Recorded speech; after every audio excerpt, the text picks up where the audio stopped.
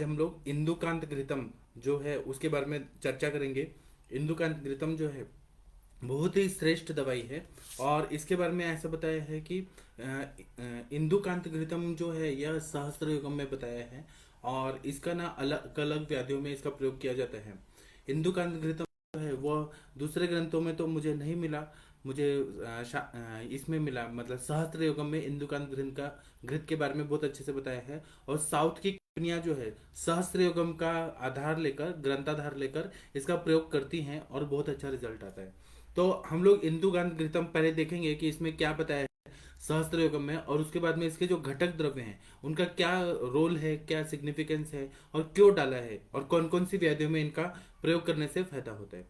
तो सबसे पहले अगर हम लोग देखेंगे तो इंदुकांत घृतम जो है उसके बारे में श्लोक ऐसा बताया है कि पुतिक दारु दशमूल कषाय सिद्धम सशीर षडपल युक्तम घृतम इंदुकांतम वातामैश मेहोदर गुल्मशूल निम्नोन्नत ज्वरहरम बलवर्धनम च। अब इसमें पहला जो द्रव्य है वो पुतिक है। पुतिक मतलब करंज, करंज डाला हुआ है। फिर देवदार डाला हुआ है। फिर दशमूल जो है, 10 चीज आप लोगों को पता है कि बृहद पंचमूल, लघु पंचमूल, उनके घटक द्रव्य सारे डाले हैं और उनका काढ़ा बना लेना है। और उसमें षटपल कल्क जो आगे जो द्रव्य आ रहे हैं जैसे पिपली, पिपलीमूल, चव्य, चित्रक, शुंठी और मरीच, ये जो षट 6 चीजें जो है इनका कल्क डाल देना है और इनका कषाय बना के दोनों को मिक्स करना है। पहले क्या करना है कि करंज लेना है, देवदार लेना है और दशमूल, इनका काढ़ा बना के एक जगह रख लेना है। क्वाथ मेथड से बनाना है कि 1 भाग चूर्ण और 16 भाग पानी, और उसको उबाल के 1/4 कर दिया। और उसी तरह से जो 6 चीजें जैसे कि पिपली, पिपलीमूल, चव्य, चित्रक, मरीच, शुंठी, 6 चीजें जो हैं उसको षटपल बोला जाता है। तो वो 6 चीजों का काढ़ा बना लिया। तो ये जो षटपल है ये सारे दीपन पाचन करने वाले द्रव्य है। और जो करंज, देवदार और दशमूल बताया वो वात कफत संप्राप्ति में बहुत अच्छा काम करता है। उसके बारे में हम लोग आगे चर्चा करेंगे ही।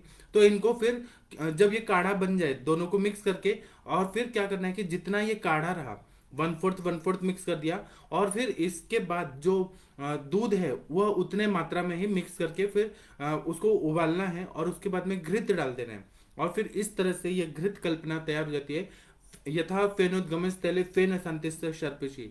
जब फेन का ये हो जाता है, फेन का शांति हो जाता है, फेन शांत हो जाता है, तो मृदुपाक, खरपाक, और मृदुपाक, मध्यपाक और खरपाक, इस हिसाब से हम लोग को मेडिसिन का प्रयोग करते हैं, मतलब हम लोग ले लेते हैं। तो मृदुपाक जो रहता है वो पीने के लिए अच्छा रहता है, नस्य के लिए अच्छा रहता है।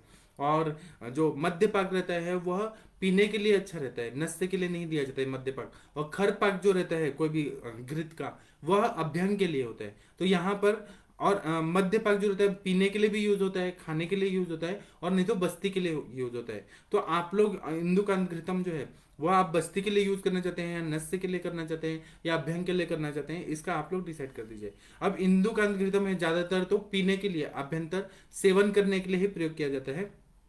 तो यह इंदुकांत नाम से यह प्रसिद्ध है। और यह कौन कौन से व्याधियों में काम करता है, तो यह वात व्याधियों में, हर तरह के जॉइंट पेन वगैरह है उसमें बहुत अच्छा काम करता है। फिर क्षय व्याधि है उसमें बहुत अच्छा काम करता है। फिर उदर व्याधि है उसमें अच्छा काम करता है। गुल्म व्याधि है, शूल व्याधि है, विषम ज्वर नाशक है और बलवर्धन है, मतलब रसायन के रूप में इसका प्रयोग करते हैं। अब हम लोग एक एक घटक द्रव्य लेंगे और उनका क्या सिग्निफिकेंस है वह हम लोग चर्चा करेंगे। तो सबसे पहले हम लोग करंज देखते हैं। करंज क्यों लिया है, सबसे पहला इंदुकांत में करंज नाम की वनस्पति है। तो करंज के बारे में भावप्रकाश निघंटु में ऐसा बताया है कि करंजो नक्तमालश्च करंज शीर बिल्वकः घृत पूर्ण करंजोन्य प्रक्रिया पुतको अपि च स च उक्त पुति करंजः सोमवल्कस्य सस्मृतः करंजः कटुकस्तीक्ष्णो वीर्योष्ण योनि दोषरित कुष्ठोदावर्त गुलमार्शो व्रण कृमि कफापः। अब करंज जो है वह 2 तरह का मिलता है, एक कंटक करंज और घृत करंज, ऐसा भावप्रकाश निघंटु में उसको क्लासिफाई किया है। और कंटक करंज है, इसके क्या नाम है, तो करंज, नक्तमाल, करंज, चिरबिल्वक। और जो घृत करंज है उसके प्रक्रिया पुतिक, पुतिकरंज, सोमवल्कल। तो यहाँ पर घृत करंज लिया है क्योंकि श्लोक में है पुतिक, पुतिक देवदारू, पुतिक मतलब घृत करंज को यहाँ पर लिया है। तो करंज जो है दोनों वनस्पतियां लेंगे तो एक कटु रसात्मक रहता है, तीक्ष्ण रहता है, उष्ण वीर्य रहता है। योनि दोष अगर हुआ, कोई भी योनि व्यापत जैसे बीमारियां हुई, जैसे ये वातला योनि व्यापत, पित्तला योनि व्यापद, श्लेष्मला योनि व्यापद, उन सब में करंज का प्रयोग करने से बहुत अच्छा फायदा होता है। उपप्लुता में भी बहुत अच्छा काम होता है। उपप्लुता परिप्लुता में अगर जो ये स्राव अगर विकृत आ रहा है तो हम लोग करंज तेल का पिचू रखाते हैं या हम लोग बस्ती देते हैं, मात्रा बस्ती देते हैं, तो बहुत अच्छा फायदा होता है। तो मतलब ये कफात्मक जो संप्राप्ति है उसमें बहुत अच्छा काम करता है, पित्त वाले में भी अच्छा काम करता है, लेकिन मेन कफ वाले व्याधियों में अच्छा इसका महत्व देखा जाता है। उसी तरह से योनि दोष है, क्योंकि ये जंतुघ्न है, कृमिघ्न है, इसलिए ये जो या फिर अचरणा योनि व्यापक में भी बहुत अच्छा काम करता है। तो यह कुष्ठ में अच्छा काम करता है, उदावर्त में अच्छा काम करता है, गुल्म में, क्योंकि करंज जो है वह कटु रसात्मक होता है, उष्ण वीर्य होता है, तो क्लेद को दूर करता है। और कुष्ठ में क्लेद जन्य संप्राप्ति होती है, त्वचा रक्त मांसलसिका, चार दूष्य होते हैं, वहां पर क्लेद क्लेद बहुत ज्यादा होता है, धातुओं की शिथिलता हो जाती है, धात्वग्नि मंद होता है, और त्वचा जो रहती है वह ना खराब होने लगती है क्लेद की वजह से। वहां पर करंज तेल से हम लोग ड्रेसिंग करते हैं, तो करंज तेल या करंज के पत्तों का अवचूर्णन करते हैं, तो जल्दी जल्दी हील करने लगता है, क्लेद को सुखा के, और जंतुघ्न कार्य करता है, जंतुओं को नाश कर देता है, इसलिए कुष्ठ में अच्छा काम करता है। तो यह जो इंदुकांत घृतम है ना, ये कुष्ठ जन्य व्याधियों में भी बहुत अच्छा काम करता है। योनि दोष में भी इसका प्रयोग करते हैं, अगर जैसे वहां पे बहुत ज्यादा कैंडिडा का ये इन्फेक्शन हो गया है, या फिर वेजिनाइटिस ऐसा कंडीशन हो गया है, सर्विसाइटिस हो गया है, वहां पर अगर इंदुकांत घृत का अभ्यंतर सेवन कराया जाए या उसका पिचू रखाया जाए, तो ऐसा प्रैक्टिस में देखने को आता है कि बहुत अच्छा काम करता है। उसी तरह से गुल्म व्याधि में इंदुकांत घृतम दिया जाता है, तो जहां पर बायगोला हो गया है, अग्निमंद हो गया है, स्त्रोत अवरुद्ध हो गया है, और पेट अच्छे से साफ नहीं हो रहा है, किसी ना किसी तरह से जो भी संप्राप्ति हो गई, उन सब में अगर इंदुकांत घृतम का प्रयोग किया जाए तो बहुत अच्छा फायदा होता है। इसी तरह से बवासीर का व्याधि है जिसमें शुष्क अर्श है या स्त्रावी अर्श है, उसमें भी इंदुकांत घृतम का प्रयोग करने से बहुत अच्छा फायदा होता है। स्त्रावी, अब ये अर्श क्यों होता है? अर्श इसलिए होता है कि अतिमल संचयात अग्निमांद्यत, अग्निमांद होना और मल की संचिति होना, और इसके वजह से अर्श व्याधि होती है। तो उसमें हम लोग क्या करते हैं, और जो रेक्टल वेन्स रहते हैं वो डायलेट हो जाते हैं, ये आप लोगों को सारा संप्राप्ति मालूम है। कुछ सहज अर्श होते हैं या कुछ जन्मोत्तर अर्श होते हैं, ऐसा आप लोगों को सब मालूम है। संप्राप्ति में जाके हम चिकित्सा में देखते हैं तो करंज का प्रयोग करते हैं ना, तो यह अभ्यंतरता अगर प्रयोग करते हैं तो यह अग्नि को प्रदीप्त कर देता है, दीपन पाचन कार्य करता है। और दूसरा क्या है कि स्त्रावी अर्श में बहुत ज्यादा ब्लीडिंग हो रहा है, तो वहां पर इन्फेक्शन होने का चांसेस बहुत रहता है, तो करंज तेल का बस्ती देते हैं हम लोग। मतलब डायरेक्ट तो नहीं देंगे हम लोग, वहां पे ये प्रतिसारण करेंगे, करंज तेल का बस्ती दे सकते हैं तो वो सॉफ्ट करेगा, लेकिन वहां पे कैथेटर डाल रहे हैं अगर स्त्रावी अर्श में, तो उससे और रप्चर होने का चांसेस रहता है। इसलिए ना स्त्रावी अर्श में तो हम लोग बहुत मुश्किल से नहीं देते हैं, हम लोग ये इंदुकांत घृतम खाने के लिए देते हैं, खाने के लिए देते हैं तो वायु का अनुलोमन करता है, और जो बद्ध कोष्ठता है उसको ये ठीक कर देता है। इसी तरह अब जब पेट साफ होने लगेगा, अग्नि प्रदीप्त हो जाएगा, और हीलिंग अगर अच्छे से होगा तो वो रक्तजर्श में बहुत अच्छा फायदा होता है। इसी तरह से व्रण होगा किसी भी तरह का, तो उसमें ड्रेसिंग करने के लिए इंदुकांत घृतम का एक्सटर्नल एप्लीकेशन किया जाता है, तो बहुत अच्छा फायदा होता है। और कृमि रोग रहते हैं उसमें भी इंदुकांत घृतम का प्रयोग करते हैं तो बहुत अच्छा फायदा होता है। क्यों? क्योंकि इसमें करंज है और वह कृमिघ्न है, जंतुघ्न है, इसलिए उसका प्रयोग होता है, और कफ का नाशक होता है। इसी तरह से ऐसा बता रहे हैं कि तत्र फलम कफ वातार्षा कृमि शोथ हरम परम भेदनम कटुकम पाके वीर्योष्णम पित्तलम लघु तत्फलम कफ वातोग्नम मेहार्ष कृमि कुष्ठजित घृत पूर्ण करंजो अपि करंज सदृशो गुण है। मतलब इसमें ऐसा बता रहे हैं कि घृत करंज जो है वो पुति करंज जैसा ही, मतलब कंटक करंज जैसा ही होता है। और दूसरा है कि यह इसके पत्ते जो होते हैं वो कफ, वायु, बवासीर, कृमि, शोथ, इन सबको नष्ट करने वाले हैं, मल का भेदन करने वाले हैं, मल का अनुलोमन करते हैं। मतलब मल अगर कॉन्स्टिपेशन बहुत ज्यादा है, मल के खड़े खड़े ऐसे पत्थर टाइप बहुत ज्यादा जमा हो गया है, तो यह क्या करता है, मल को अच्छे से निस्सारक है, मल को भेदन करके अच्छे से पेट साफ कर देता है।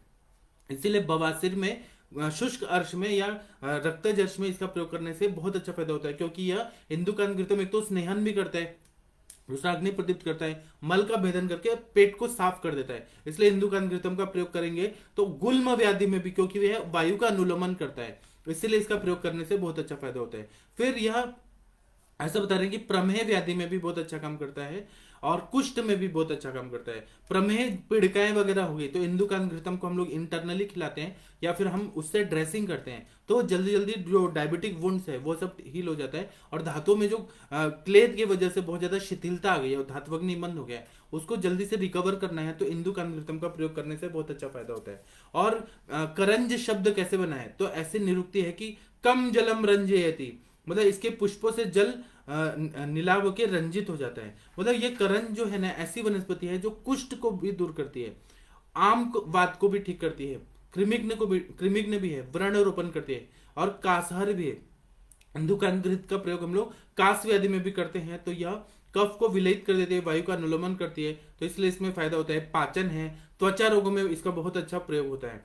इसी तरह से करंज जो है वह रुक्ष है। और विषम ज्वर जो है, इंदुकान घृतम जो है विषम ज्वर में भी बहुत अच्छा काम करते हैं। विषम ज्वर हो रहा है क्योंकि वायु की गति बिगड़ी हुई है और जो आम है वो रसगत हो गया है, रक्तगत हो गया है, मांसगत हो गया है, मेदोगत हो गया है, अस्थि मज्जागत हो गया है, इसलिए संतत ज्वर होता है, सतत ज्वर होता है, अन्यदुष ज्वर होता है, तृतीयक ज्वर होता है और चतुर्थक ज्वर होता है। आप लोग को ये सब बात मालूम है। विषमता अगर ये आ रही है ज्वर में, तो ये विषम ज्वर की अवस्था में जब जा रहा है तो यहाँ पर वायु का शमन होना बहुत जरूरी है, आम का पचन होना बहुत जरूरी है। इसलिए पहले तो ज्वर में बताया कि लंगनम स्वेदनम कालो यवागोस्तिक्तको रसा, वह चिकित्सा बताइए। लेकिन अगर धातुगत ये ज्वर चला गया है तो संतत सतत ज्वर जब आ रहा है तो इंदुकान घृतम का हम लोग थोड़ा थोड़ा एक एक चम्मच पिलाते हैं, तो इससे बहुत अच्छा फायदा हो जाता है। और दूसरा अभ्यंग भी करते हैं, उससे भी बहुत अच्छा फायदा होता है।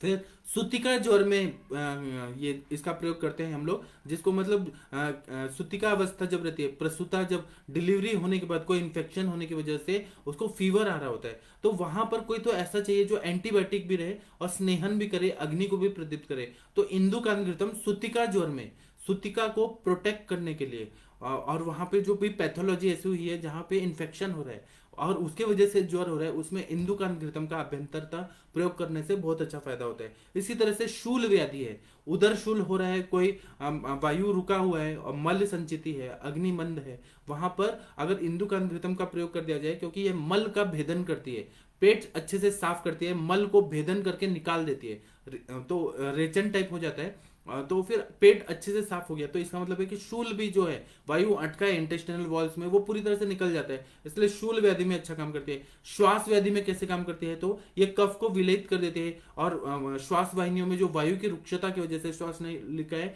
जो कॉन्स्ट्रिक्ट हो गए हैं, रुक्ष हो गए हैं, उसको स्नेहन करता है इंदुकान घृत। दूसरा ना वायु का अनुलोमन कर देता है, पेट साफ होगा तो श्वास का जो वेग लग रहा है, वो रिफ्लेक्स आ रहा है, वह आएगा ही नहीं, इसलिए श्वास व्याधि में काम करता है। वात विकारों में काम करता है, तो जहां पर निरुपस्तंभित वायु है, मतलब वायु को यहाँ पर शयात्मक संप्राप्ति है, वहां पर इसका प्रयोग करते हैं तो ये स्नेहन कर देती है। और क्यों इंदुकांत घृतम है, घृत कल्पना है, तो स्नेहन करती है, तो और इसमें दशमूल भी डाला हुआ है, देवदार भी डाला हुआ है। दशमूल जो है वात कफात्मक संप्राप्ति में काम करता है, देवदार है वो वायु का शमन करता है, तो इसीलिए वहां के एयर मॉलिक्यूल जो रुक्षता कर रहे हैं, वहां पर जब देवदार और ये दशमूल, और यहाँ पर इसमें एक और सिग्निफिकेंट बात है कि जो इसमें पिपली पिपली मूल चव्य चित्रक शुंठी और मरीच ये डाला है, तो ये दीपन पाचन है। आप लोग इंदुकान घृतम का सेवन करेंगे ना तो वो तीखा लगता है थोड़ा खाने में, तो मतलब दीपन पाचन करने वाले द्रव्य तो डाले ही हुए हैं, तो इसीलिए ना यह हर व्याधि में, श्वास व्याधि में क्यों,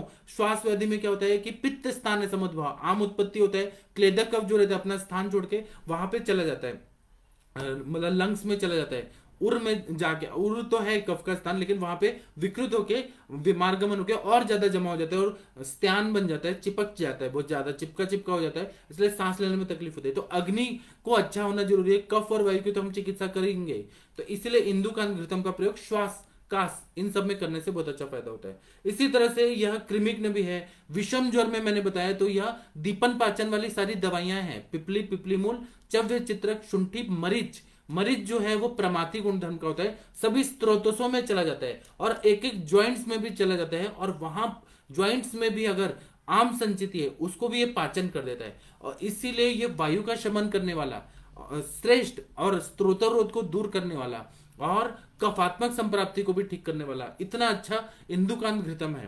इसका प्रयोग मैं करता हूं अपने प्रैक्टिस में, मुझे बहुत अच्छा रिजल्ट आता है। आप लोग भी इसका प्रयोग करिए और आपको भी बहुत अच्छा फायदा होगा। इसी तरह से चर्म रोगों में, वहां पर भी क्लेद है, बहुत ज्यादा खुजली आ रही है, दाह पाक जैसे, अब घृत कल्पना है तो अगर पित्त भी बढ़ा हुआ है तो दाह पाक में भी यह काम करेगा, क्योंकि घृत है, घृत शीत वीर्यात्मक होता है, वहां स्नेहन करता है, तो पित्त का शमन अपने आप हो जाएगा, उष्णता तीक्ष्णता कम हो जाएगी। उसी तरह से दीपन पाचन द्रव्य है, तो यह क्या करते हैं कि आम का पचन करते हैं कुष्ठ व्याधि में, त्वचा रक्त मांसलसिका इसको शुद्ध करते हैं, त्वचा को भी शुद्ध करते हैं, लसिका को भी शुद्ध करते हैं आम का पचन करते हुए, और लसिका को भी करते हैं, रक्त को भी शुद्ध करते हैं, और इसीलिए वहां पे हीलिंग जल्दी जल्दी हो जाता है। इसलिए इंदुकान घृतम का प्रयोग एक्सटर्नली भी करते हैं, इंटरनली भी। और शुद्ध कैसे करते हैं, तो इसमें करंज डाला हुआ है, करंज जो है वह हीलिंग के पर्पज से डाला हुआ है कि यह हील भी करता है, इंटरनल भी हीलिंग करता है, एक्सटर्नल भी हीलिंग करता है।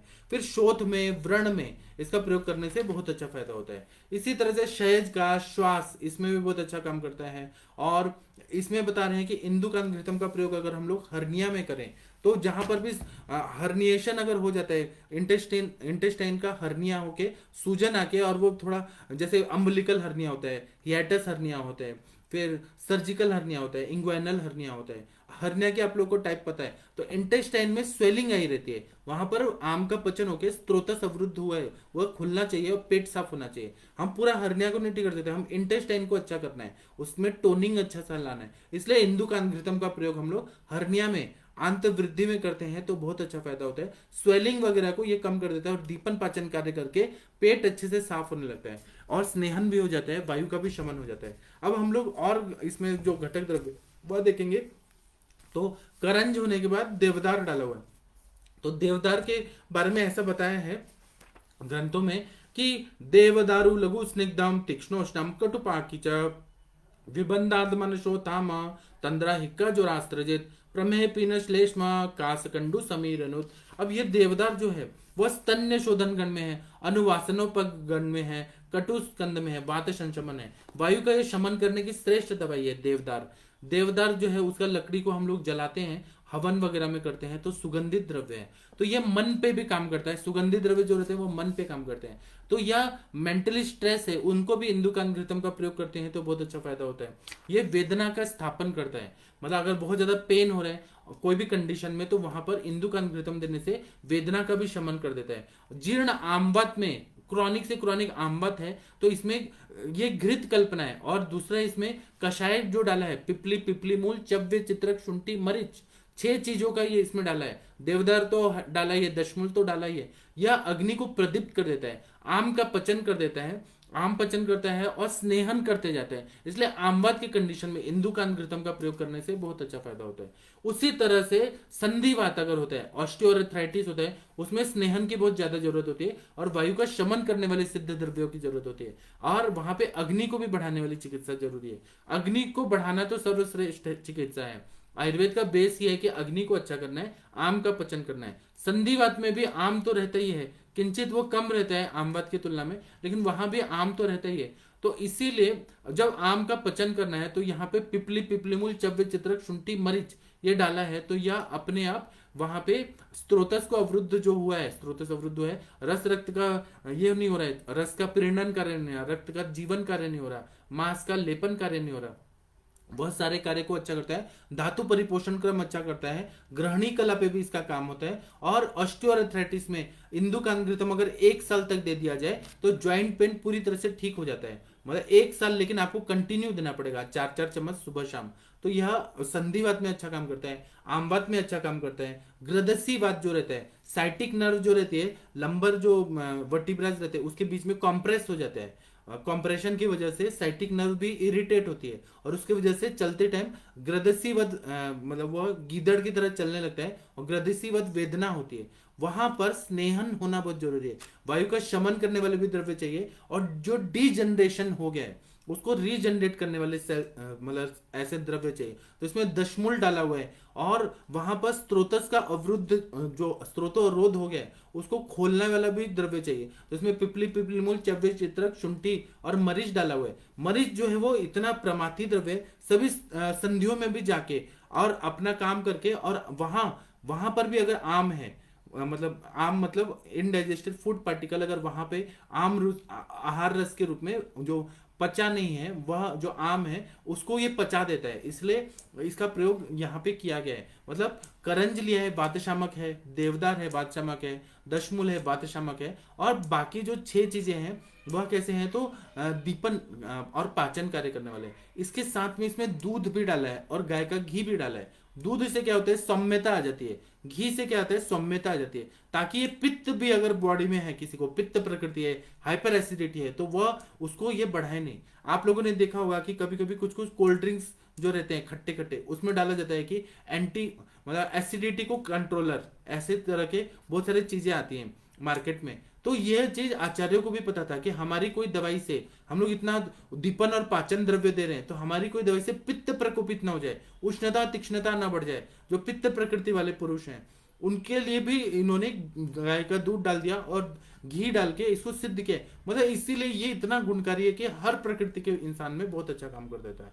इसी तरह से यह दीपन पाचन कार्य करता है और कृमि का विघात करता है। कृमि जो है वो ज्यादातर हमारे पास जितने पेशेंट आते हैं उसमें 90% लोगों को कृमि रहता ही रहता है। हम उसको एक्सेप्ट करें या ना करें, लेकिन अग्नि मान्यता जितना इंपॉर्टेंट है उतना कृमि भी इंपॉर्टेंट है। पेट में कीड़े रहते ही रहते हैं, क्योंकि आजकल का खान पान वैसा हो गया है, मतलब बाहर का खाना बहुत ज्यादा हो गया है और लाइफस्टाइल ऐसा हो गया कि कृमि तो रहते ही हैं। तो कृमि को नष्ट करने के लिए यहाँ पर करंज डाला है और देवदार डाला है। ये कृमिघ्न है, मतलब कृमि का नाश करते हैं, इसलिए इसका प्रयोग करते हैं। फिर इसका प्रयोग गलगंड में, श्लीपद में भी करते हैं, स्त्रोतरोजन्य संप्राप्ति को भंग कर देता है। और गलगंड की व्याधि प्रतिनिक दवाइयां तो देनी है, कांचनार गुगुल देना ही है हमें। श्लीपद की भी नित्यानंद रस, ताप्या दिलाओ, चंद्रकला रस, ये तो हमें देना ही है। रस पाचक, रक्त पाचक, कफ शमन करने वाले त्रिभुवन कीर्ति रस, ये सब तो देना है। लेकिन यह इंदुकांत घृतम देने से यह और स्नेहन करते जाता है। और गलगंड और गंडमाला, अब गलगंड में हम लोग डिजोल्व करने के लिए कांचनर गुगुल दे रहे हैं, लेकिन अगर हमने घृत कल्पना कुछ दिया तो घृत से क्या होगा, सॉफ्ट होगा, और वो भी दीपन पाचन करने वाला घृत है, इंदुकांत घृत, वो दीपन पाचन करेगा। और यहाँ पर जो और फिर कांचनार गुगुल वगैरह दिया, ग्रंथि पाचक वटी, रौद्र रस दिया, तो वह उसको सॉफ्ट करके पचा देगा। इसलिए गलगंड में इसका प्रयोग करते हैं कि गांठी को वो स्नेहन करके पचा दे, इसलिए इसका प्रयोग करते हैं। इसी तरह से ये अलग अलग व्याधियों में इसका प्रयोग करते हैं। हृदय में उत्तेजना देता है, रक्त का प्रसादन करता है इंदुकांत घृत। सूज को, शोथ अगर पूरे बॉडी में आ गया है तो इंदुकांत घृतम जो है वो सूज को पूरी तरह से ठीक कर देता है। श्लीपद व्याधि में भी स्त्रोतरोजन्य, कफ और मेद की वजह से और आम की वजह से श्लीपद हाथी पैर हो जाता है, एलिफेंट फुट की तरह हो जाता है पूरा हाथ। और ये ना श्लीपद है वह स्कॉटम में भी होता है, पैरों में भी होता है, हाथों में भी, हाथ में हो सकता है। तो वहां पर स्त्रोतोरोजन्य संप्राप्ति होती है, पंचकर्म अवॉइड किया गया है। वहां शमन चिकित्सा ही ज्यादातर दिया जाता है। हम लोग देते हैं वहां पे, श्लीपद में देते हैं, जैसे हम लोग कोई तेल का ये करते हैं, अभ्यंग करते हैं, स्वेदन देते हैं। लेकिन ऐसा चीज नहीं देना चाहिए कि डायरेक्ट हम लोग बस्ती देना शुरू कर दे श्लीपद में, कि स्त्रोतरोध और बढ़ जाए, आम की उत्पत्ति और हो जाए। हम लोग उरु स्तंभ में तो एकदम स्ट्रिक्टली बैन किया गया है। उरु स्तंभ जैसी व्याधि है वहां तो इतना ज्यादा होता है, श्लीपद में भी होता है, लेकिन श्लीपद में इतना नहीं होता। उसमें हम लोग शोधन भी देते हैं, जैसे विरेचन देते हैं, रक्त मोक्षण देते हैं, वमन देते हैं, वो सब हम देते हैं। लेकिन प्रिकॉशन लेके श्लीपद में हमें चिकित्सा करना चाहिए। इसी तरह से यह जो इंदुकांत घृतम है वो श्वसन संस्थान में बहुत अच्छा काम करता है, कफज काश में बहुत अच्छा काम करता है। कफ को ये स्नेहन करके कफ को निकाल देता है, कफ का शमन कर देता है, इसलिए इसका सिग्निफिकेंस रोल है। इसी तरह से इंदुकांत घृतम है वो कफ मेद, इसमें बहुत अच्छा काम करता है। मूत्रगामी है तो वह मूत्र कृच्छता में बहुत अच्छा काम करता है। पोय में है उसमें बहुत अच्छा काम करता है। प्रजनन संस्थान में इंदुकांत घृतम का प्रयोग करने से गर्भाशय की शुद्धि हो जाती है। और इसमें देवदार है तो देवदारवारिष्ट और देवदार, ये सब हम लोग गर्भाशय की शुद्धि के लिए प्रयोग करते ही हैं। और साथ में कृमिघ्न कार्य भी होता है, वात और कफ को भी शमन करता है और वेदना को भी ठीक करता है, इसलिए दशमूल डाला हुआ है। ये सब को योजना करके दीपन पाचन कार्य भी करता है और गर्भाशय को उत्तेजना भी देता है, शुद्धि भी करता है। इसी तरह से स्तन्य शुद्धि अगर करना है तो देवदार युक्त जो इंदुकांत घृतम है वह स्तन्य की भी शुद्धि कर देता है। इसी तरह से इसका प्रयोग करने से बहुत अच्छा फायदा होता है। अब मैं आप लोगों को दशमूल डाला हुआ है वो मैं बताना चाहता हूँ, क्योंकि दशमूल का भी बहुत ज्यादा सिग्निफिकेंट रोल है। अपना च्यवनप्राश है उसमें भी दशमूल डाला जाता है। तो दशमूल का तो आप लोग को ऐसे सब चीज मालूम है कि वह अब दशमूल में 10 प्लांट है, उसका मूल का प्रयोग करते हैं। तो मैं ज्यादा नहीं बताऊंगा क्योंकि टाइम का हमें देखना है कि हम हर चीज को कवर कर लें। तो इसमें ऐसा बता रहे हैं कि दशमूल में जैसे बेल है, बिल्व अग्निवन शोनाग टुंटका, ऐसा जो बताया है बृहद पंचमूल लघु पंचमूल। तो मैं मेन चीज बताता हूँ कि दोनों जो ये दशमूल जो रहता है इसमें जैसे बेल है तो वो वायु का शमन करता है, वात कफत संप्राप्ति में बहुत अच्छा काम करता है, श्वास कास में बहुत अच्छा काम करता है। तो ओवरऑल अगर हम लोग दशमूल देखेंगे तो ये वायु और कफ को ये शमन करता है, शोथ को कम कर देता है। इसी तरह से अगर बहुत ज्यादा पेन हो रहा है उसको ये कम कर देता है। अग्निमंत्र, ये सारे जितने भी दशमूल के द्रव्य हैं मैं डिटेल में उतना नहीं बताऊंगा, आप लोगों ने द्रव्य गुण में पढ़ा हुआ है। तो मेन जो इसका काम है वो मैं बताता हूँ। पिपली जो है वो दीपन पाचन कार्य करता है, अग्नि को प्रदीप्त करता है, आम का पचन करता है, स्त्रोतरोध जन्य संप्राप्ति को भंग कर देता है। फिर पिपली मूल जो है वो निद्रा भी जनन करता है, स्त्रोतरोध को भी दूर कर देता है। चव्य चित्रक मरीच ये सब अग्नि को प्रदीप्त कर देता है, आम का पचन कर देता है। और दूध डाल के बनाया है तो वह ये जो बहुत ज्यादा उष्ण द्रव्य हैं उनको सौम्य बनाने के लिए दूध डाला हुआ है, और घृत डाला है वो भी स्नेहन के उद्देश्य से। इसीलिए ये बात व्याधि में अच्छा काम करता है, क्षय व्याधि में काम करता है। उदर व्याधि में आप लोगों को पता है कि मल्ल संचिति होती है और अग्निमान्यता यह रहती है, और उदर में स्त्रोतरोध होता है, स्वेदव स्त्रोतस, अम्बुव स्त्रोतस, इसमें अवरोध हो जाता है, अन्नव स्त्रोतस में भी अवरोध हो जाता है। तो उसमें स्त्रोतरोध जन्य संप्राप्ति को भंग करने के लिए और वायु का शमन करने के लिए इसीलिए इसमें ये सब डाला है। दीपन पाचन वाले द्रव्य और पेट साफ करने वाले द्रव्य डाले हैं। गुल्म व्याधि में भी स्त्रोतरोध दूर होता है, आम का पचन होता है, इस हिसाब से डाला है। शूल में भी डाला है। विषम ज्वर में दीपन पाचन होगा तो अपने आप आम का पचन होगा, आम का पचन होगा तो रसगत आम है, रक्तगत आम है, मांसगत आम है, मेदोगत आम है, अस्थि मज्जागत आम है, उसका पचन होगा। धातुगत आम का पचन होगा तो इसलिए उसका प्रयोग हो जाएगा। इस तरह से इंदुकांत घृतम जो है इस तरह से पैकेज बनाया है ऋषि मुनि ने कि यह बल भी बढ़ाता है। जब स्त्रोतरोध दूर हो जाएगा और तब भी कंटिन्यू इसका 1 साल तक अगर सेवन किया जाए तो शरीर में ताकत ला देता है, वायु का शमन होता है, अग्नि को प्रदीप्त करता है, और रस रक्त को ताकत दे देता है। रस धातु अच्छा बनता है, रक्त धातु अच्छा बनता है, मांस मेद अस्थि मज्जा शुक्र। ऐसे तो मांस धातु का ही काम है बल बढ़ाना, लेकिन दूसरे धातुओं को भी ताकत मिलेगा, उनका नरिशमेंट अच्छा होगा तो दूसरे धातुओं का भी सहयोग मिलेगा मांस धातु को, तो बल बढ़ाता है, मानसिक बल भी बढ़ाता है, शारीरिक बल भी बढ़ाता है। इसलिए इंदुकांत घृत का प्रयोग एक्सटर्नली भी यूज करिए आप लोग, इंटरनली भी यूज करिए। अभी मैं आप लोगों का जो प्रश्न है उसका मैं उत्तर देने का कोशिश करता हूँ। आप लोग प्रश्न पूछे कृपया। डॉक्टर कुसुम पांडे जी नमस्ते, प्रणाम आपको। मैं दशमूल पे बताना चाहता था लेकिन मेरा ऐसा मन में है कि मैं दशमूल घृत पे एक लेक्चर लूं, तब मैं दशमूल के बारे में आपको डिटेल में और बताऊं। डॉक्टर रमन गर्ग जी बोल रहे हैं कि प्रणाम, ये तीनों दोषों में काम करता है क्या? तीनों दोषों में काम करता है सर।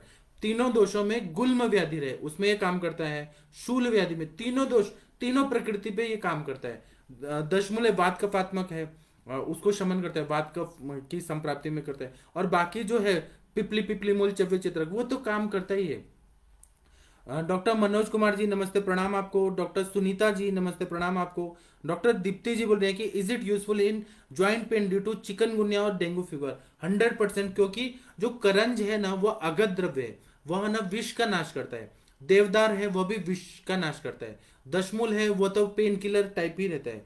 और चिकनगुनिया और डेंगू में क्या रहता है कि अस्थियों में, मतलब अस्थि की जो संधियां हैं, छोटी छोटी संधियां, पर्व संधियां, वहां पर पेन होने लगते हैं पोस्ट कॉम्प्लिकेशन में। तो वहां पर इंदुकांत क्यों क्यों कैसे काम करता है वो एकदम देखिए कि कटु रसात्मक सारे द्रव्य हैं, पिपली मूल चव्य चित्रक मरीच और शुंठी।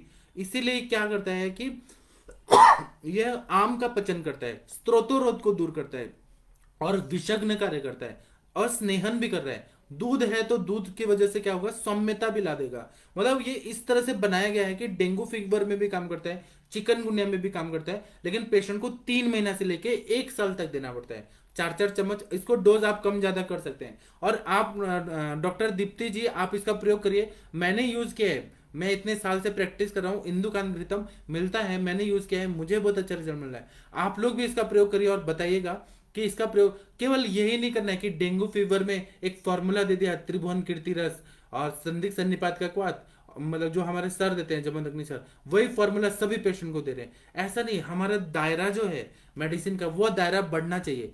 मतलब हम लोग अलग अलग मेडिसिन दें तो वो ज्यादा अच्छा काम करेगा ना। हमें सीखने को कैसे मिलेगा कि ये पेशेंट को ये दिया, इंदुकांत घृतम दिया तो कितना अच्छा फायदा हुआ, हर्निया है उसमें इंदुकांत घृतम दिया तो कितना फायदा होता है। फिर ये अर्श में दिया तो क्या फायदा होता है, मल कैसे निकल रहा है, उसमें अग्नि कितना प्रदीप्त हो रहा है, ये सब तो हमारा स्टडी का पार्ट है, ये तो हमें इसीलिए तो हमें सीखना है। डॉक्टर राजधवन जी नमस्ते प्रणाम आपको। डॉक्टर विकास विश्वकर्मा जी नमस्ते प्रणाम आपको। डॉक्टर रवि कुमार जी, आप डॉक्टर रवि कुमार सिंह सर, आप इंदुकान घृतम का प्रयोग आप जैसे इंटरनल एब्सेस होता है या फिर एक्सटर्नल एब्सेस होता है, व्रण होता है, वुंड होते हैं, उसमें आप ड्रेसिंग के लिए यूज करिए और इंटरनली इसको खिलाइए पेशेंट को, तो और देखिए फिर कितना जल्दी जल्दी पेशेंट का वो हीलिंग होता है। आप सच में इसको बोलेंगे कि ये इंटरनल दवाई है, मतलब अब क्या होता है कि हम लोग एक्सटर्नली एलोपैथी के डॉक्टर्स कैसे करते हैं कि हाइड्रोजन पेरोक्साइड से ड्रेसिंग कर रहे हैं और उसके बाद में मतलब अलग अलग जैसे सेवलॉन से धो रहे हैं या फिर बीटाडीन से क्लीन करके ड्रेसिंग कर देते हैं, इंटरनली एंटीबायोटिक देते हैं। लेकिन आचार्य लोग जो थे ना वो एंटीबायोटिक वगैरह नहीं मानते थे, या आयुर्वेद की दवाइयां जो घृत हैं यही एंटीबायोटिक है, अंदर जाके और पूरा संप्राप्ति को ठीक करता है, क्लेद को दूर करता है और सड़न को ठीक करता है, रस रक्त मांस मेद अस्थि मज्जा शुक्र इनको ताकत देता है। जब ये अच्छा होंगे, ब्लड सर्कुलेशन अच्छा होगा तो अपना व्रण हो गया, व्रण शोथ हो गया, उसका हीलिंग होने लगता है। इस तरह से सोच के संप्राप्ति को भंग करके और उत्कृष्ट धातु को बनाने वाले ये द्रव्य का प्रयोग आप लोग करिए। आप सर्जन लोग जो भी हैं, शल्य चिकित्सक आयुर्वेद के, उनको इंदुकान घृत का प्रयोग अभ्यंतरता करना चाहिए और फिर बताइएगा कि कैसा आपको रिजल्ट आया, हमें भी बताइएगा। डॉक्टर उषा जी नमस्ते प्रणाम आपको। डॉक्टर नितिन बंसल जी नमस्ते प्रणाम आपको। डॉक्टर संजय जी नमस्ते प्रणाम आपको। डॉक्टर सौमेंद्र जी नमस्ते प्रणाम आपको। और आप लोग को कोई भी और प्रश्न पूछना है पूछिए, मैं प्रैक्टिस में हूं, मैं प्रैक्टिकल कोई भी बात बताता हूं तो आप लोगों को ये सीखने को मिलेगा मेरे से कि इंदुकान घृतम का प्रयोग अलग अलग व्याधियों में, श्वास खांस में भी। अब क्या है, लोग खांस खांस के खून आने लगता है, वहां पे छिल जाता है बहुत ज्यादा, उसमें इंदुकान घृतम दीजिए तो जो वहां पे जख्म हो गया है वो जल्दी जल्दी हील हो जाता है। डॉक्टर सत्यवान जी बोल रहे हैं कि सत्यवान जी बोल रहे हैं कि अर्श में, भगंदर में इसके साथ सुकुमार घृतम अथवा चांगेरी घृत के साथ प्रयोग कर सकते हैं, कृपया अवगत करें। आप करिए, सुकुमार घृतम का प्रयोग करिए, चांगेरी आदि घृत का प्रयोग करिए, इसके साथ में परमुटेशन कॉम्बिनेशन में और भी द्रव्य डालिए, सच में अच्छा रिजल्ट आता है। और वो एनालिसिस करके हमें भी बताइए। मैं यूज करता हूँ अलग अलग व्याधियों में अलग अलग अनुपान के रूप में, तो व्याधि प्रतिनिधि दवाइयों के साथ अनुपान के रूप में इंदुकान घृतम का प्रयोग करता हूं तो फायदा होता है। गौतम ध्रुवे जी बोल रहे हैं संग्रहणी में यह हीलिंग करता ही है सर, तो आप ना संग्रहणी में परपटी कल्प जो है उसके साथ इसका प्रयोग करिए और संग्रहणी में देखिए इसका बहुत अच्छा रिजल्ट आता है। अगर संग्रहणी में अगर कृमि भी है तो आपको पता नहीं है कि कृमि है पेट में, पुरुषज कृमि हो सकते हैं, कफज कृमि हो सकते हैं, वातज कृमि हो सकते हैं, कफज पुरुषज और कफज पुरुषज ऐसे बताए ना, कृमि तीन टाइप के बताए, कफज कृमि, पुरुषज कृमि, श्लेष्मज कृमि, श्लेष्मज हो गया मेरे को याद नहीं आ रहा है। तो वहां अगर कृमि की संप्राप्ति हो रही है तो संग्रहणी भी है, आईबीएस भी है, तो वहां पर संग्रह ग्रहणी जो है उसमें इसका प्रयोग करने से फायदा होता है। कृपया आप लोग कृमि के टाइप्स पढ़ के, मेन टाइप्स पढ़ के मुझे याद दिलाइए क्योंकि मैं गड़बड़ा रहा हूँ कहीं तो। उसके बाद में डॉक्टर सुजाता जी बोल रही हैं कि सर मैंने इसको duodenal ulcer, oesophageal ulcer, oesophagitis में यूज किया है और बहुत अच्छे रिजल्ट मिले हैं। सच में आपने जो बोला है मैंने भी यूज किया है, मुझे बहुत अच्छा रिजल्ट मिला है और मैं वही द्रव्य लेके आता हूँ जो मैंने प्रैक्टिस में यूज किया है, मैं आप लोगों को वही चीज बताता हूँ। डॉक्टर सत्यवान जी बोल रहे हैं कि सर जी एक रोगी महिला ये पुत्र जन्म देने के पश्चात उसका वजन बहुत घट गया और पतली हो गई, दुर्बल हो गई, इसमें क्या करना चाहिए। एक पुत्र को संतान जन्म देने के बाद अगर वजन बहुत कम हो गया है तो आप उनको क्या क्या द्रव्य दे सकते हैं पहले मैं बताता हूँ। पहले दीपन पाचन द्रव्य दीजिए, और जैसे कि आरोग्य वर्धनी वटी दे दिया दूध के साथ सुबह शाम, दो गोली सुबह शाम दे दिया। फिर क्रव्याद रस दे दिया तो उससे अग्नि अच्छा होगा। पित्त प्रकृति है कि नहीं, अगर पित्त प्रकृति होगा तो क्रव्याद रस हटा दीजिए। उसके ऑप्शन में आप लहसुन आदि वटी दे सकते हैं, भास्कर लवण चूर्ण दे सकते हैं, आसवरिष्ट बहुत सारे हैं जैसे मृद्विकारिष्ट है, द्राक्षासव है, द्राक्षारिष्ट है, इससे सबसे अग्नि अच्छा करिए। धातु परिपोषण क्रम अच्छा हो गया, उसके बाद में फिर रसायन दीजिए जैसे अश्वगंधा लेहम, विदार्यादि लेहम, कुष्मांड रसायनम, ब्रह्म रसायनम, अभ्यामलकीय रसायनम, च्यवन प्राशावलेहम, इस तरह से रसायन दीजिए। और दूसरा और मेथड है कि स्वर्ण मालिनी वसंत सुबह शाम दो गोली सुबह शाम दीजिए, स्वर्ण मालिनी वसंत और स्वर्ण मकर ध्वज दीजिए। अगर पेशेंट अफोर्डेबल है स्वर्ण लेने का तो उनको दूध के साथ ये दीजिए, पेशेंट का 3 महीने में 8 किलो तक वजन बढ़ जाएगा, इतना गारंटी है। लेकिन दीपन पाचन होना बहुत जरूरी है, तभी रसायन और स्वर्ण कल्प का प्रयोग करेंगे तो ज्यादा फायदा होगा। आप सत्यवान जी बहुत श्रेष्ठ चिकित्सक हैं, आपसे बात करके मुझे बहुत खुशी होती है।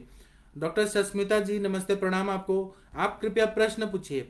डॉक्टर अनीश जी नमस्ते प्रणाम आपको। डॉक्टर भारती जी बोल रहे हैं कि करण ज्वाल का मात्रा बस्ती दे सकते हैं, हम देते ही हैं, कृमि चिकित्सा में हम लोग देते हैं, इंदुकान घृतम का भी हम लोग बस्ती देते हैं। करण ज्वाल का तो मात्रा बस्ती देने से कृमि पातन, कृमि नष्ट हो जाते हैं, बहुत अच्छा रिजल्ट आता है। महाराष्ट्र में खासकर पुणे में आयुर्वेद बहुत ज्यादा चलता है, और गली गली में 5-5 6-6 डॉक्टर्स हैं आयुर्वेद के, सब लोग करंज तेल का मात्रा बस्ती देते हैं। छोटे बच्चे हैं तो 50 ml 30 ml इतना देते हैं, बड़े लोग हैं उनको अगर कृमि है तो 75 ml 100 ml इतना मात्रा बस्ती देते हैं तो फायदा होता है। डॉक्टर प्रणाम, ये रमन जी प्रणाम बोल रहे हैं, और किसी को प्रश्न पूछना है तो पूछिए। डॉक्टर सुजाता जी बोल रही हैं कि गॉल ब्लैडर स्टोन की चिकित्सा पर कुछ मार्गदर्शन करिए। गॉल ब्लैडर स्टोन पे मैंने तो बताया था ना, मेरा गॉल ब्लैडर स्टोन पे यूट्यूब में आप देखिए, आयुष दर्पण का जो यूट्यूब चैनल है उस पे है, वो पढ़ लीजिए, मैं आपको फिर से एक बार फिर बता दूंगा। डॉक्टर सरोज मिश्रा जी नमस्ते प्रणाम आपको।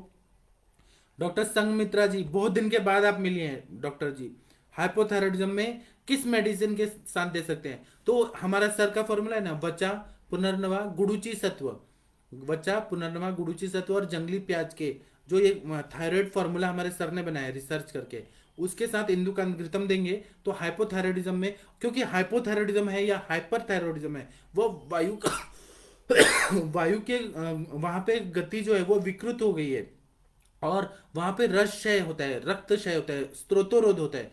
ऐसे कंडीशन में वायु को बैलेंस करने के लिए इतना श्रेष्ठ रसायन घृत, इसका प्रयोग करने से थायराइड में तो बहुत अच्छा फायदा होता है। कांचनार गुगुल दीजिए, क्रव्याद्र दीजिए, आरोग्य वर्धिनी दीजिए, उसके साथ में यह इंदुकान घृतम का प्रयोग करेंगे तो बहुत अच्छा फायदा होगा।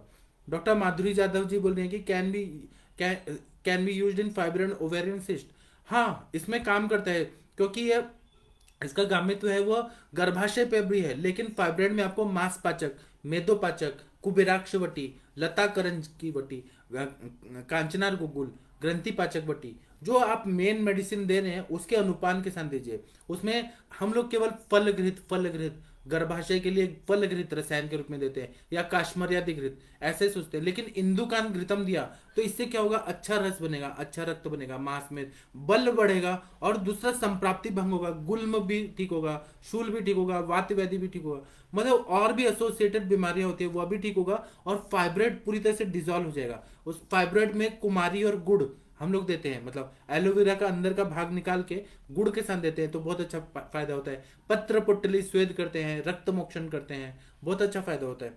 और फाइब्रॉइड की वजह से अगर ब्लीडिंग बहुत ज्यादा हो रही है, मतलब रक्त प्रदर हो रहा है, तो पहले प्रदर की चिकित्सा करिए, जैसे बोलबद रस हो गया, फिर प्रद्रांतक हो गया, प्रद्रांतक रस हो गया, पुष्यानक चूर्ण हो गया, तंडुलोदक हो गया, मतलब पहले उसकी चिकित्सा करिए, जब वो ब्लीडिंग कंट्रोल में आ जाए तब इसका प्रयोग करिए, और बहुत अच्छा रिजल्ट मिलता है। और फल घृत है वो केवल गर्भाशय को रसायन है, बल देता है, लेकिन यह जो है ये आम का भी, क्योंकि इसमें पिपली पिपली मूल चव्य चित्र मरीच और शुंठी है, आम का पचन करता है, स्त्रोतोरोध जन्य संप्राप्ति को ठीक करता है, ये फल घृत नहीं कर सकता है। फल घृत में कोई ऐसे दीपन पाचन करने वाले नहीं, उसमें तिक्त रसात्मक द्रव्य है, और ये कटु रसात्मक द्रव्य है, कृमि को भी नष्ट करता है, बहुत अच्छा द्रव्य है, दवाई है इंदुकान घृतम। इसका मैं गुल्म व्याधि में यूज किया हूँ, इतना अच्छा रिजल्ट आता है, गुल्म व्याधि में बहुत अच्छा फायदा होता है। डॉक्टर अभिलाषा जी बोले हैं मात्रा कितनी? मात्रा देखिए अग्नि को हिसाब से हम मात्रा करते हैं, लेकिन ज्यादातर हम लोग 4-4 बड़ा टेबल स्पून देते हैं सुबह शाम, तो बहुत अच्छा फायदा होता है। डॉक्टर उषा जी बहुत बढ़िया चीज बोल रहे हैं कि फेशियल पैरालिसिस में यूजफुल है 100%, जहां पर भी बल बढ़ाना है, मांस धातु को ताकत देना है, तो उसमें फेशियल पैरालिसिस में हम एकांग वीर रस, रसराज रस, ये सब तो देते हैं। इंदुकान घृतम का नस्य देने से बहुत अच्छा फेशियल पैरालिसिस में फायदा होता है। नाशा ही शीर्षो द्वारम, तो उसमें फायदा होता है। उसमें और भी महायुगराज गुगुल त्रयोदशांग गुगुल, ये सब तो हम देते हैं। और किसी भी तरह का पैरालिसिस होता है तो हम लोग सहस्नेह पक्षा करते हैं, तो सहस्नेह हम विरेचनम, विरेचन तो देते ही हैं ताकि प्राणवायु का काम अच्छा हो, और प्राणवायु को ठीक करने के लिए नस्य देना बहुत जरूरी है।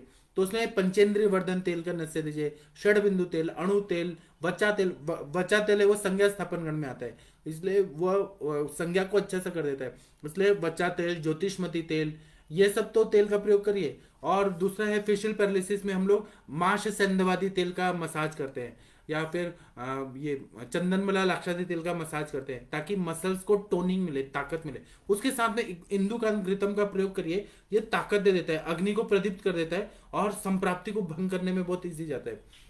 मतलब अलग अलग मेथड से इसका प्रयोग। हाँ, अभी क्या है ना कि अगर हम लोग डिस्कस नहीं करेंगे कोई भी चीज का, तो किताब ऐसे पढ़ा है, किताब बंद और फिर खत्म। और केवल प्रैक्टिशनर लोग रहते हैं ना, वो लोग 10-15 दवाई से ही पूरा जिंदगी निकाल देते हैं। वो लोग कुछ नया चीज ढूंढते नहीं है। और जो ऋषि मुनि थे हमारे, वो लोग क्या करते थे, नए नए मेडिसिन ढूंढते रहते थे। इसलिए क्या होता था कि उनका जो दायरा था मेडिसिन का और चिकित्सा करने का, वो लोग ज्यादा था। हमारे जमदग्नि सर है ना, वो 1.5 लाख मेडिसिन का प्रयोग करते हैं अपने प्रैक्टिस में। और उन्होंने हमें सिखाया कि 1.5 टाइप्स ऑफ मेडिसिन हैं इस दुनिया में। उससे भी और होंगे, लेकिन वो इतना करते हैं। वो बोलते हैं कि इतना तो इतना ज्यादा है कि क्या करें। इसलिए आप लोग भी इसका दायरा बढ़ाइए। इंदुकांत घृतम आप लोग बहुत कम यूज करते हैं, आप दायरा बनाइए, बढ़ाइए और देखिए क्या रिजल्ट आ रहा है कि नहीं आ रहा है। केवल मेरे बोलने पे विश्वास नहीं, आप खुद भी करके देखिए, बहुत अच्छा रिजल्ट आता है। डॉक्टर रवि कुमार जी नमस्ते, प्रणाम आपको। डॉक्टर सत्यवन जी बोल रहे हैं कि जलशिष और शीशाम्बु, इसको अंग्रेजी में हाइड्रोसिफेलिस कहते हैं, इसमें क्या उपचार करना चाहिए। तो भेषज रत्नावली में आप देखेंगे तो शीर्षाम्बु रोगाधिकार बताया है। उसमें पित्त मूल्यादि कषाय और अंबु शोषण गण ऐसा बताया है। अंबु शोषण गण जो देते हैं, अभी आप लोग आइए इंटरेक्टिव सेशन में, तो अंबु शोषण गण मैं बता दूंगा। और पित्त मूल्यादि कषाय वो जब हम देते हैं ना, तो अपने आप वो पानी जो अंबु शोषण गण से पूरा अंबु जो है पानी है, वो धीरे धीरे रिस रिस के निकल जाता है। मतलब मूत्र से निकल जाता है और बहुत अच्छा रिजल्ट आता है। यह आयुर्वेद ही कर सकता है। जल शीर्ष और शीर्षाम्बु को मेडिसिन से ठीक कर देता है। और ये मैं केवल ऐसे ही नहीं बोल रहा हूँ, ये ऐसा बहुत बार अनुभव करके देखा है सभी लोगों ने कि सच में फायदा होता है। भेषज रत्नावली में शीर्षाम्बु रोगाधिकार देखिए, बहुत अच्छा बताया। डॉक्टर सोमेंद्र जी बोल रहे हैं कि कुछ पेशेंट को करंज एलर्जी रहते हैं, क्या इससे कुछ शोधन करके डालना है या वैसे डाल के बना सकते हैं, क्या ऑप्शन है। करंज का जो भी है ना, अगर आपके पेशेंट ऐसे बताते हैं करंज से एलर्जी है, तो ये करंज का जो टॉक्सिक इफेक्ट है उसको न्यूट्रलाइज करने के लिए गाय का दूध डाला हुआ है, इसमें घी डाला हुआ है, और फिर देवदार, दशमूल और ये कटु रसात्मक सारे द्रव्य इस तरह से डिजाइन किया है। तो करंज, आप डायरेक्ट करंज का प्रयोग करते हैं तो एलर्जी होगा, लेकिन ये इसको इस तरह से बनाया कि इसके एंटीडोट भी तो डाले हैं। तो कभी भी इंदुकांत घृतम का प्रयोग करने से करंज एलर्जी वालों को कुछ तकलीफ हुई ऐसा आज तक नहीं मिला है। सबको अच्छा रिजल्ट मिला है, इसलिए आप इसका प्रयोग करिए। डॉक्टर वैशाली जी नमस्ते, प्रणाम आपको। डॉक्टर प्रीति जी नमस्ते, प्रणाम आपको। डॉक्टर अभिलाषा जी बोलिए मात्रा, मात्रा मैंने बताया ना 4 चम्मच, 4 टेबल स्पून सुबह और शाम दीजिए, बहुत अच्छा रिजल्ट आता है। डॉक्टर जितेंद्र कुमार जी नमस्ते, प्रणाम आपको। डॉक्टर संगमित्रा जी बोल रहे हैं कि वचा पूर्णवा गुरुचि सत्व सम प्रमाण में लेना है, और जंगली प्याज जो होता है वह लीजिए, वह प्याज का जरूर चाहिए। अगर जंगली प्याज नहीं मिल रहा है तो सफेद प्याज, सफेद प्याज नहीं मिल रहा है तो नॉर्मल प्याज खाने में रहना चाहिए, तभी ये वचा पुनर्वाह गुरुचि सत्व का रिजल्ट आएगा और थायराइड बैलेंस होगा। इसका ध्यान रखिए, प्याज जरूर चाहिए। डॉक्टर सत्यवान जी बोल रहे हैं कि सर जी कभी कभी किसी रोगी को घृत युक्त औषधि सेवन करने पर अम्ल पित्त के लक्षण कहते हैं, तब क्या करना चाहिए। वो घृत सिद्ध नहीं हुआ होगा, उसमें एक खर पाक होगा। ऐसा कभी भी नहीं होता है कि घृत का सेवन करने से अम्ल पित्त हो रहा है, बिल्कुल भी नहीं होता। खर पाक अगर बनाया है तब अम्ल पित्त होगा। अगर मृदु पाक और मध्य पाक बनाया तो कभी भी नहीं होता। हाँ, आप वो क्योंकि घृत है, हम लोग चित्रकादि घृत देते हैं तब भी अम्ल पित्त नहीं होता। अम्ल पित्त में तो वो बहुत अच्छा काम करता है, क्योंकि घृत है वह शमन करता है। हम लोग पिपल आदि घृत देते हैं, उससे कभी अम्ल पित्त नहीं होता। कंटकारी घृत देते हैं, उससे कभी नहीं होता। काश्मीरी आदि घृत देते हैं, नहीं होता कभी भी। अम्ल पित्त का उसका पहले से हिस्ट्री रहा होगा, तो वहां पर अम्ल पित्त में पित्त की चिकित्सा करें, जैसे सूर्यशेखर रस, प्रवाल पंचामृत, कामदुधा रस दीजिए और फिर घृत दीजिए। लेकिन घृत युक्त औषधि से कभी भी नहीं होता है। आपका ये जो एनालिसिस है ये थोड़ा गलत हो रहा है, ऐसा कभी भी नहीं होता। उल्टा अम्ल पित्त तो कम होता है कोई भी घृत कल्पना से। डॉक्टर विश्वकर्मा जी बोल रहे हैं विकास जी की ग्रंथि पाचक पर, थैंक यू, मैं जरूर लूंगा। और डॉक्टर सत्यवान जी बोल रहे हैं पंचेंद्र वर्धन का संदर्भ ग्रंथ, ये सहस्त्रयोगम नाम का जो पुस्तक है ना, इसमें बताया है। Doctor Usha ji thank you, आपका आशीर्वाद हमें देते रहिएगा। डॉक्टर बलविंदर सिंह जी नमस्ते, प्रणाम आपको। डॉक्टर त्यागी चिराग नमस्ते, प्रणाम। डॉक्टर सत्यवान जी बोल रहे हैं कि मैंने भी पढ़ा कि अष्टाशीति सहस्रेंद्रोगा भवन्ते मंडले, इसमें 600 गुणों को गुणा 600 को गुणा करने की औषधि संख्या मिलता है बराबर। आपने जो बोला, आपने सौमेंद्र जी को कुछ बताया, इसमें कोई ऐसा साइड इफेक्ट नहीं होता है। डॉक्टर सोमेंद्र जी बोल रहे हैं कि एक पेशेंट को आईबीएस प्रॉब्लम था, 2-2 टेबल स्पून बिफोर फूड दिया, आईबीएस में अच्छा काम किया, मगर पेशेंट कंप्लेन किया कि 4 आवर्स दवा लेने के बाद हेडेक आया। ऐसा नहीं होता है। वह पेशेंट का पथ्य पथ्य देखिए, पेशेंट ने क्या खाया। आपके पेशेंट को आपने आईबीएस के लिए दवाई दिया, ठीक है, लेकिन वो पेशेंट तेल मिर्ची मसाला नमक क्षार इसका सेवन कर रहा है, दारू पी रहा है, बीड़ी पी रहा है, सिगरेट पी रहा है, तंबाकू खा रहा है, गुटखा खा रहा है, रात्रि जागरण कर रहा है, दीवार सॉप कर रहा है, ये उसका परहेज भी देखिए। दवा पे को बदनाम मत करिए कृपया, मैं हाथ जोड़ के प्रार्थना करता हूँ। ये दवा लेने से हेडेक नहीं होता है। पेशेंट ने स्ट्रेस लिया, काम शोक भयाद वायु क्रोधात पित्तम, वह फैक्टर देखिए, उसके वजह से हेडेक होगा, दवाई लेने से नहीं होगा। और पेशेंट जो बोलते हैं ना, उस पर भरोसा मत करें, पेशेंट झूठे होते हैं, फॉल्स कंप्लेंट्स बताते हैं बहुत बार। कि एक तो मेरे को एक डॉक्टर ने कहा, मतलब मेरा ट्रीटमेंट चल रहा है, कि आपका दवाई लेने से मेरा मूत्र प्रवृत्ति बढ़ गया। तो मैंने उनको कहा कि आम का पचन होगा तो मूत्र प्रवृत्ति नहीं बढ़ेगा क्या? मतलब ऐसा ऐसा मत, अपने आप को कंफ्यूज मत करिए। पेशेंट तो आपको कुछ भी बेवकूफ बनाएगा, आप उसका परहेज और अपने शास्त्र पे भरोसा रखिए, खुद पे भरोसा रखिए कि आप जो दे रहे हैं वो सही दवाई दे रहे हैं। इसीलिए मैं पढ़ाने के लिए आता हूँ कि आप जो भी दे रहे हैं अपने पे भरोसा करिए। आपका कॉन्फिडेंस अगर रहेगा, सामने वाला आपको कितना भी बेवकूफ बनाना चाहे, झूठ झूठ बोले कि हेडेक होता है, ये लेने से उल्टी आती है, ये लेने से वो, आपका पढ़ाई होना चाहिए, तो आप उसको बोल सकते हैं कि नहीं मेरा दवाई से नहीं हो सकता है, आपको ये दवाई लेना ही है। और दूसरा बात है कि आपने मिर्ची खाया, दाल खाया, बहुत ज्यादा दाल अम्ल विपाकी होता है, बहुत हैवी खाना खाया, रस शेषा जीर्ण किया, मतलब खाना पचा नहीं है तब भी जबरदस्ती खा लिया, तो ये तो अम्ल पित्त करेगा, हेडेक करेगा ही। आपने भूख भूख लगने पे खाना खाया कि नहीं खाया, आपने खाने में क्या खाया, ये सब आप देखिए। अपनी दवा पे शक मत करिए। आप अगर दवा पे अगर भरोसा करेंगे तो फिर बहुत अच्छा ये फायदा होता है। डॉक्टर परेश जी बोल रहे हैं कि नमस्कार सर। डॉक्टर सत्यवान जी बोल रहे हैं कि भाव प्रकाश निघंटु में बताया कि अग्निमंद में नहीं देना चाहिए। भाव प्रकाश में क्या बताया, चरक में बताया है कि घृत जो है वो आमावस्था में नहीं देना चाहिए। आमावस्था में अगर हमने घृत दिया तो विष तुल्य होता है। अग्नि को घृत को भी पचाने के लिए टाइम चाहिए। जब तक दीपन पाचन ना हो, कोई भी घृत कल्पना या सादा घी भी नहीं देना चाहिए। इसीलिए कोई भी दवाई देते हैं ना, इसमें इतना ये कितना भी दीपन पाचन द्रव्य डाला है, लेकिन ये घृत है ना, पहले आम का पचन करने के बाद घृत कल्पना देना चाहिए। मेरे पास आमवाद के एक पेशेंट आए थे, तो मैंने उनको पहले दीपन पाचन दिया। मुझे जिन डॉक्टर ने भेजा था वो बोले कि हम लोग बस्ती शुरू करते हैं। मैंने कहा बिल्कुल भी नहीं, आम जब तक नहीं पचेगा तब तक। और क्या है कि मेडिसिन का भी आम तैयार हो सकता है। मतलब हमने कोई भी काष्ठौषधि दिया, अगर दीपन पाचन नहीं किया, आम पाचन नहीं किया, तो मेडिसिन से भी आम उत्पन्न हो जाता है, आमाजीर्ण हो सकता है। तो इसीलिए ना, आप घृत भी दे रहे हैं तो पहले आम का पचन करके तब दीजिए। हम लोग चित्रकादि घृत भी देते हैं, पहले आम का पचन करते हैं। हम लोग हिंगवाष्टक चूर्ण देते हैं, लहसुन आदि वटी देते हैं, आरोग्यवर्धिनी वटी देते हैं। अग्नि को बढ़ा के तब चिकित्सा करना चाहिए डॉक्टर। और मैं नहीं बोलता हूँ, चरक संहिता में बताया, भाव प्रकाश निघंटु में तो बताया होगा, लेकिन चरक में बोला है घृत बिल्कुल भी नहीं देना है, पहले दीपन पाचन करना है। Doctor Soumendra ji thank you, नमस्ते प्रणाम।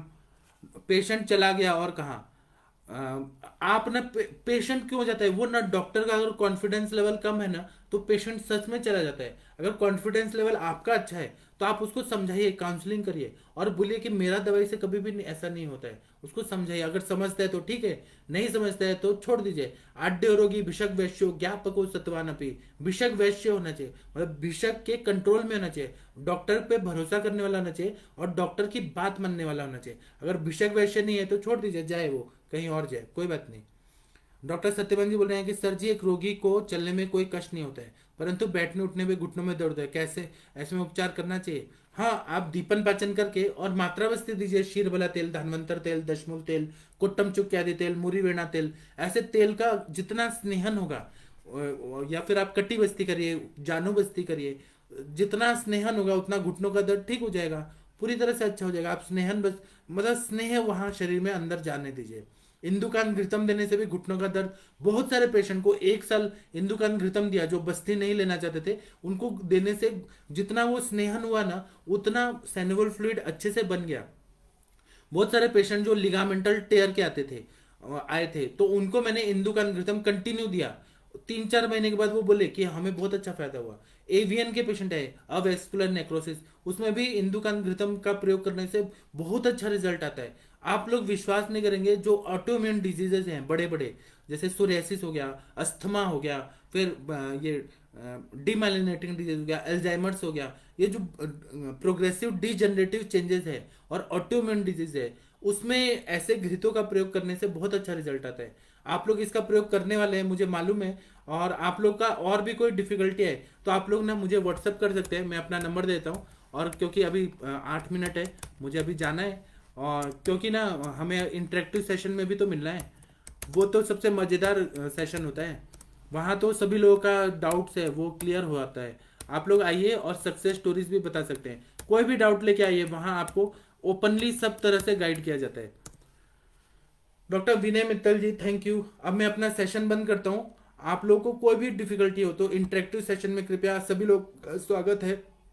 डॉक्टर कुणाल जी बोल रहे हैं, मैं तो आपके कहने पे महातिक्तघृत दे रहा था, अच्छा रिजल्ट आ रहा है। आप महातिक्तघृत दीजिए, लेकिन हर पेशेंट को महातिक्तघृत मत दीजिए, इसका भी प्रयोग करके देखिए। मैं अलग अलग दवाइयां बता रहा हूँ ना, इसका प्रयोग आप लोग करेंगे तो आपके वैरायटी मिलेगा अलग अलग। जितना वैरायटी मिलेगा आप लोग को कुछ और चीज सीखने को मिलेगा। इसीलिए तो अभी मैं लेक्चर बंद करता हूँ। प्रणाम सभी लोगों को, धन्यवाद। हम लोग 8 बजे मिलते हैं। प्रणाम।